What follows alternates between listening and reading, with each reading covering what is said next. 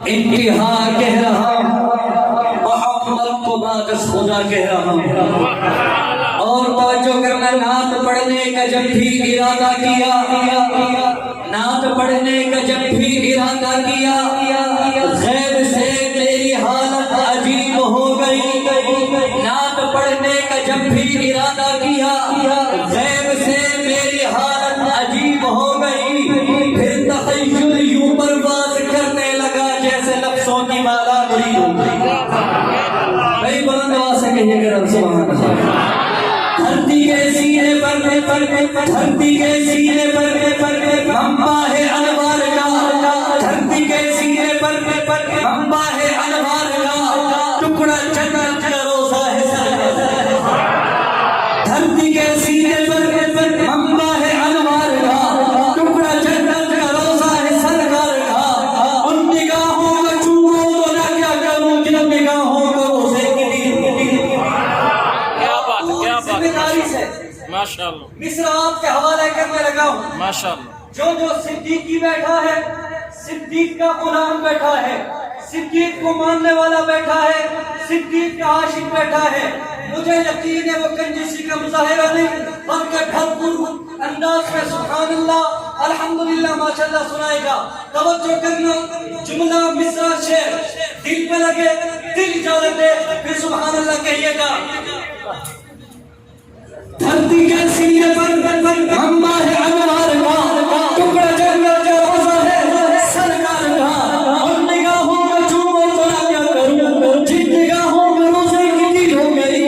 ہجرت شر کا بھلا، ہجرت شر کا بھلا، کیسے کروں تذکرہ ایک محبوب تھا مہم سے ملا۔ اور بھائی ہجرت شر کا بھلا، کیسے کروں تذکرہ ایک محبوب تھا مہم سے ملا۔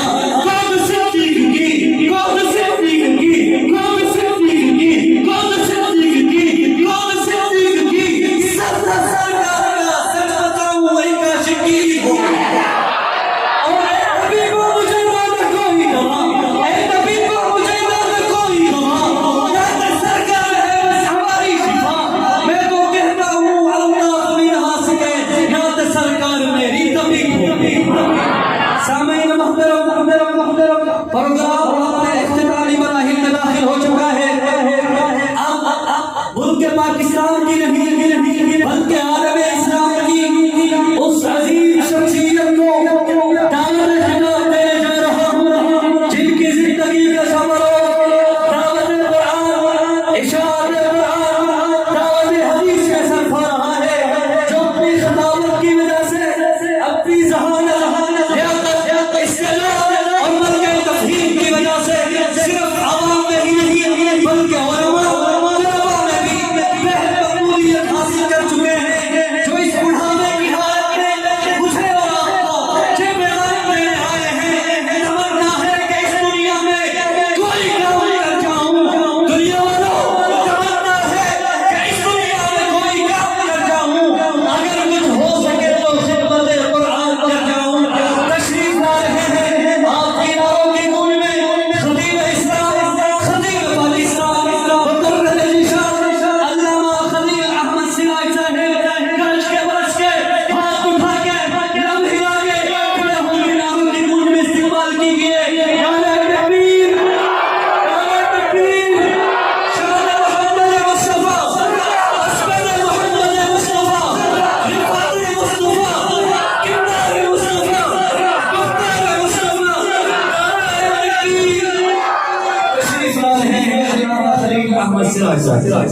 تشریف